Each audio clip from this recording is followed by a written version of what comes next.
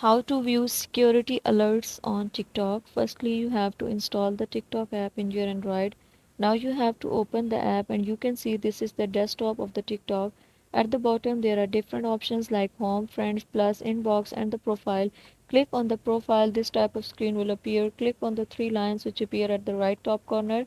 Now click on the settings and the privacy, this type of page will appear. Click on the security. By clicking on the security and at the top, before this just make sure watch the complete video and follow each step carefully to avoid forgetting anything and making mistakes. Now clicking on the security alerts, you have to see you can view your security alert. Now you can see no unusual accounts activity detected in the last 7 days. You get your notification on it by your security alarm. Thank you so much. That was all. Please consider showing your support by commenting, liking, sharing and subscribing to our channel for more valuable content in the future. Your engagement is highly appreciated. I wish you very good luck. Thanks.